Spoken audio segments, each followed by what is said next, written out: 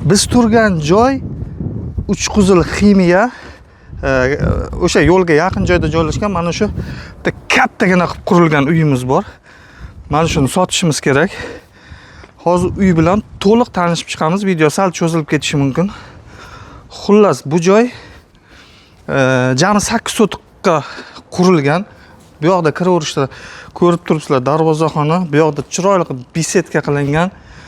Bu tomonda yozgi oshxona.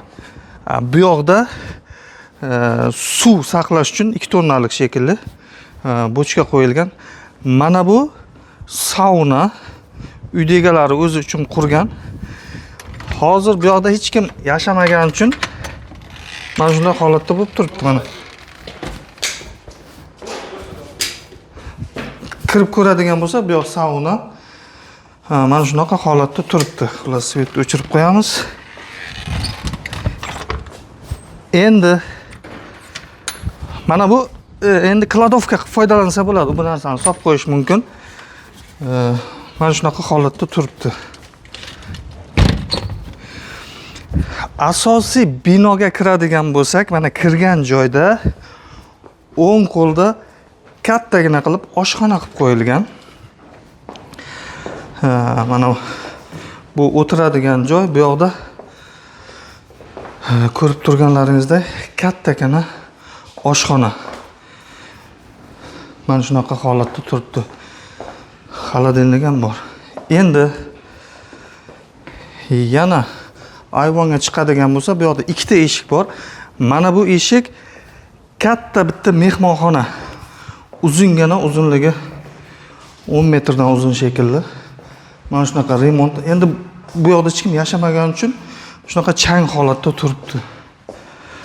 Xullas, bu mehmonxona. Endi ikkinchi eshikdan kirganimizda bunaqa kirgan joyda bitta hol desak bo'ladi va harakatlanib kelganda to'g'rida bolalar uchun yotoqxona qilgan bu joyda. Ko'rib turibsizlar, mana bu yoqda ichkarida. Uyga отопление to'liq qilib chiqilgan.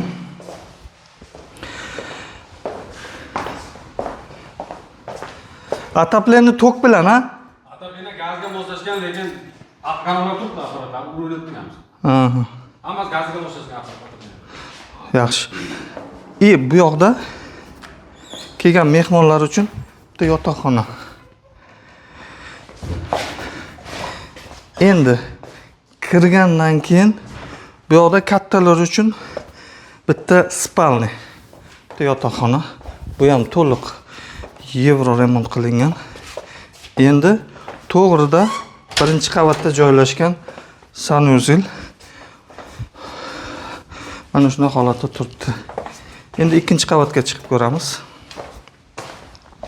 Bu uy 2 qavatli qilingan, tepasi mansard deyiladimi? Mansardni, xullas, o'shanaqa qilib ikkinchi qavatdan ham foydalanilgan.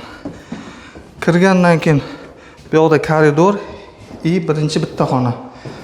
Mana bu yoqdan cherdakka chiqiladigan joy ekan.